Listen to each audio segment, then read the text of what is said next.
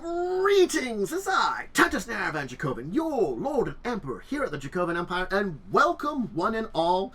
We're going to be talking about more Pathfinder today. We're diving deep into lore of another ancestry, so I hope you're ready to enjoy me, whether you're joining me live on Twitch when I record this, over there on the side, or you're joining me later on YouTube.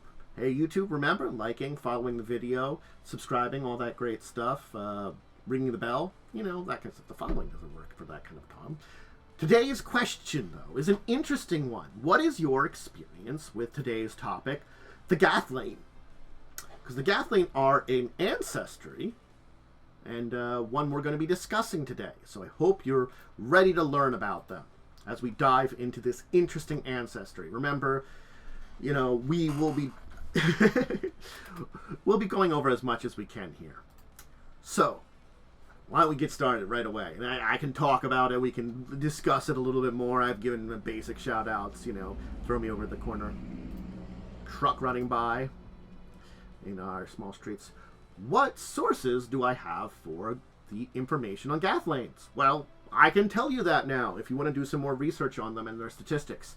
Of course, they showed up in the Bestiary 4. This is where they were officially introduced their monster to begin with. But Legacy of the First World continued development of them, and then Ultimate Wilderness, which is technically a Pathfinder First Edition book towards the end of it. So, yeah, we really only have some information on the Gathlain. More, I don't know if we have a second edition source as of yet. I do not think we do. So, an unfortunate thing. But still, nonetheless, for this uncommon species of beings that probably you're not necessarily going to be playing without custom rules, we can learn about them and understand them from individuals you may meet on your travels in Golarion and its area. So, Gathlains, who are they? Well, easily enough to say, they are one of the oldest among the Fey ancestries. That's an important thing to say. So, an ancient Fey ancestry. They have wings of wood and vines that grow out of their bodies that are these kind of lithesome Fey. They prefer to wear a mix of clothing with a base of natural materials like grass skirts, simple woven tunics combined with finery gathered from various sources. And they are, generally speaking, humanoid. Where do Gathlain come from? Well, that's the interesting thing. Because, according to some Fey ballads, they were the first people to awaken in the First World, the primordial realm of the Fey. They grow from seeds of an enormous magical tree, seeds that often drip for hundreds of miles before developing into an adolescent Gathlain. With the tree's mistletoe growing into their flesh to form strange wings, and despite being born with a basic understanding of their world, they are inquisitive to a fault. They are known to be invaluable guides, knowledgeable explorers, if you can put up with their numerous questions and strange gapes. It is important to know that Gathlains have no biological sex and cannot reproduce sexually. That's an important note there. They are what they are, the Gathlain. They're born of the tree. They are the Fey. There's some Gathlains that are Alan Albatross. Being inquisitive, they have a special importance on art, discovery, experimentation, storytelling, and are usually led by popular explorers considered to be idols to be emulated or sources of gossip. So the idea of exploring, discovering, traveling, all these things are very important to them. They are mischievous and capricious and act purely to entertain themselves or state their curiosity, and often engage in raucous romances. Due to their lack of biological sex, though, Gathlains are uninterested in gender, have no gender-specific names, and find gender roles or sexual orientation of other ancestries quaint. When it comes to other creatures, they freely associate with other Fey courts, while interested or honorable members are given fancy titles in amongst those courts. They usually stay in these courts only temporarily. It could be for a season, for a decade, but eventually they'll travel on. Gathlain that become adventurers usually migrate into the universe as a whole from the first world. Or they sometimes will actually even just explore the stranger parts of the first world. They frequently seek out gnomes, especially when they travel to the material plane, who they consider flighty, foolish, and undisciplined.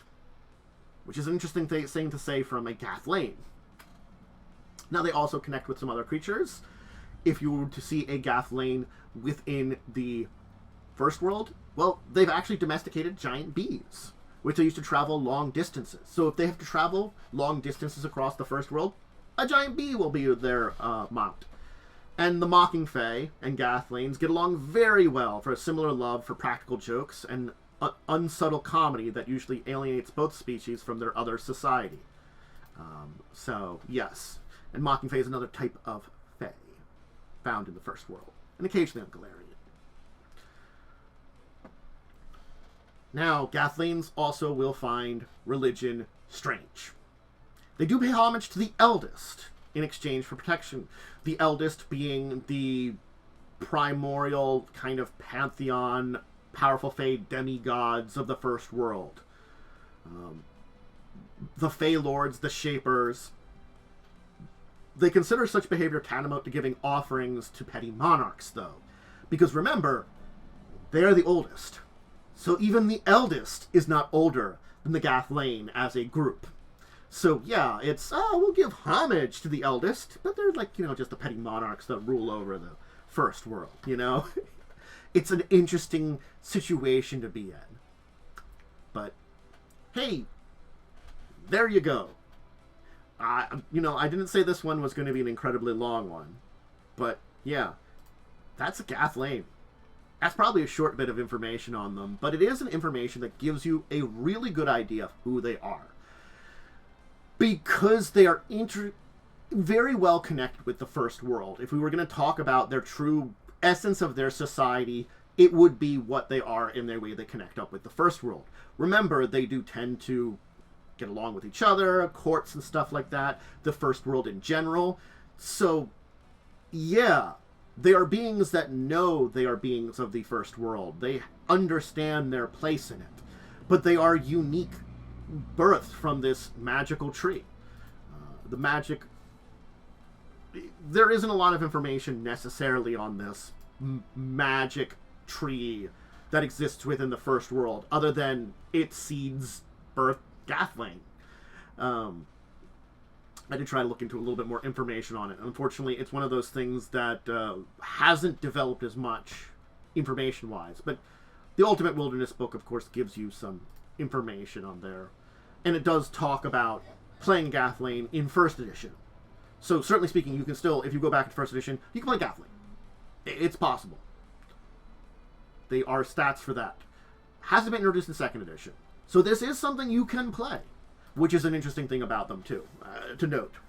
And that's the idea, is you'd probably be a Gathlain that maybe you've spent some time in the first world, but you're an adventuring one, and you've decided to go to wherever the adventure is going place.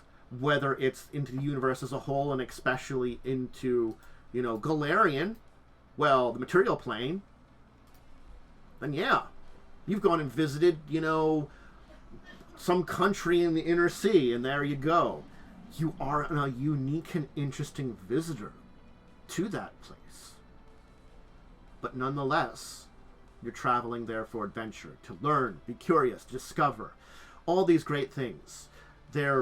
And certainly probably there's unique individuals amongst them that have driven them to these directions that make them more of an interesting thing. But they are an ancestry. And I don't mean that like as an ancestry, as a creature you can choose to play. They are the first of the first world. Remember that. That's an interesting bit about them that makes them unique. That they are one of the first people awakened in the first world. They can be seen as one of the eldest in that magical place, the realm of the Fae. And that has to have a lot of respect for a species. And certainly amongst Fae, they'd probably have a lot of respect. I don't know about the material world. If you meet some Fae there, yes, but most humanoids probably won't know who you are, what you are, and hey, you're just this funny person with kind of wooden vine wings that looks vaguely humanoid. That's neat. Anyway, I will leave it here, though. Just kind of on that, because Gathlain, there isn't a lot of deep lore or information on them. Just their basic facts and interests. And honestly speaking, if you wanted to understand a lot more about them, we'd have to do a video on the First World, which we probably will do at some point in time. So, you know, look out for that one in the future. And that will be a deep dive that will give you an idea on all the Fae of the First World. So keep that in mind. Anyway, if you enjoyed this and want to see more tabletop-related stuff, make sure to check out things on Tuesdays, Thursdays, and Fridays, or sometimes Saturdays if I need a backup day for all the tabletop stuff. Thursdays is usually the Pathfinder day. That's over on Twitch when I do it live. Everything ends up on YouTube. All the other tabletop stuff is Crimson Queen, Wednesdays at 9 p.m. Also goes up on YouTube. Pathfinder First Edition show. Really great. Saturdays at 6. Make sure to check that one out. That's also a evening. Really great. That's discussing tabletop. We talk about news of the week and more. I do other stuff over on Twitch, but that stuff doesn't end up on YouTube. It's not tabletop stuff. That's not really why you on YouTube and people showing up on Thursday are here. Social media is Discord, Twitter, link down below, and that's it. So I'm going to say farewell for now. Everybody have a great rest of your day. Until next time I talk about other interesting ancestries, even for a slight bit, or other places to visit within Golarion. I bid all of you out there are deep and wonderful. Farewell.